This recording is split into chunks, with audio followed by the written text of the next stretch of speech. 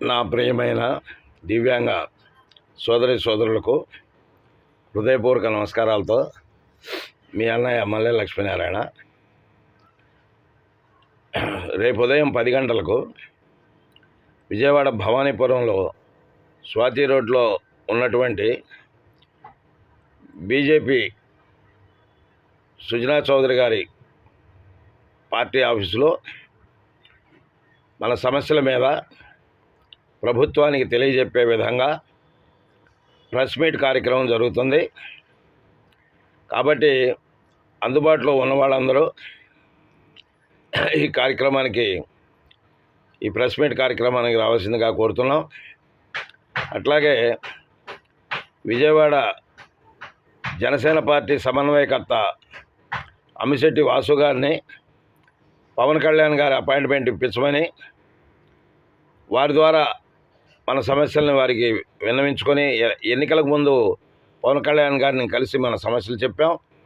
అధికారంలోకి వచ్చిన తర్వాత అవన్నీ కూడా మరి నెరవేరుస్తానని మాట ఇచ్చారు. కొన్ని నెరవేరిన మాట వాస్తవమే, కానీ ఇంకా నెరవేరాల్సి ఉన్న విషయం మీ అందరికీ తెలుసు. వాటి గురించి పవన్ కళ్యాణ్ గారి అపాయింట్మెంట్ ఇప్పించమని అడిగాం. త్వరలో ఆ అవకాశం మనకు వస్తుంది. ఆ రోజున మన అందరం వెళ్ళి మన సమస్యలను పరిష్కరించుకుందాం. అట్లాగే రైతు బజార్లో షాపులు కావాల్సిన వాళ్ళు కానివ్వండి, అవయవాలు కావాల్సిన వాళ్ళు కానివ్వండి, సొంత ఇళ్ళు లేనటువంటి వాళ్ళు కానివ్వండి, ఈ రేపు జరిగే ఈ ప్రెస్ మీట్ కార్యక్రమానికి వచ్చి వారందరూ కూడా అప్లికేషన్లు పెట్టుకోవాల్సిందిగా కోరుతున్నాం.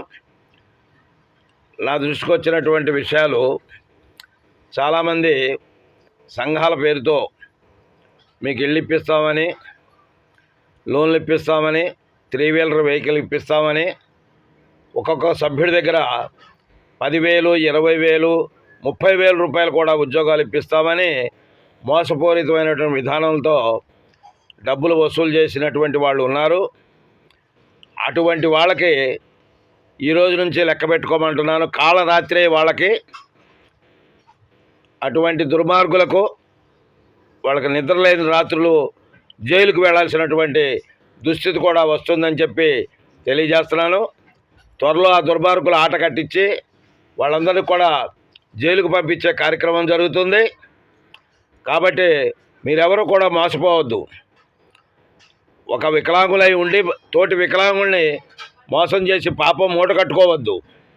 కాబట్టి మిమ్మల్ని ఎవరైనా ప్రలోభ పెట్టినా, మీకు ఏదైనా లోన్లు ఇప్పిస్తామని చెప్పినా అవన్నీ కూడా ఎవరి చేతుల్లో లేవు, ప్రభుత్వం ఇవ్వాలి.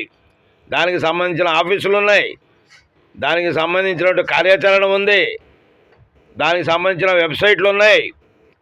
₹1 కూడా పని లేదు. ఆ విధంగా మీరందరూ న్యాయంగా ముందుకెళ్ళి దుర్మార్గుల చేతిలో పడకూడదని చెప్పేసి ఈ సందర్భంగా తెలియజేస్తూ, దుర్మార్గులు ఇప్పటికైనా మనసు మార్చుకొని పశ్చాత్తాపంతో మరి అమాయకుల దగ్గర తీసుకున్నటువంటి డబ్బుల్ని తిరిగి ఇచ్చి మరి వాళ్ళు క్షమాపణ కనుక కోరితే ఆ దుర్మార్గుల్ని వదిలేయటం జరుగుతుంది. లేకపోతే తప్పనిసరిగా వాళ్ళందరికీ కూడా 7 ఊసలు జైలు జీవితం తప్పనిసరిగా అనుభవించాల్సి వస్తుందని ఈ సందర్భంగా కూడా హెచ్చరిస్తున్నాం. కాబట్టి మిత్రులారా, మీరెవరి చేతిలో మోసపోవద్దు.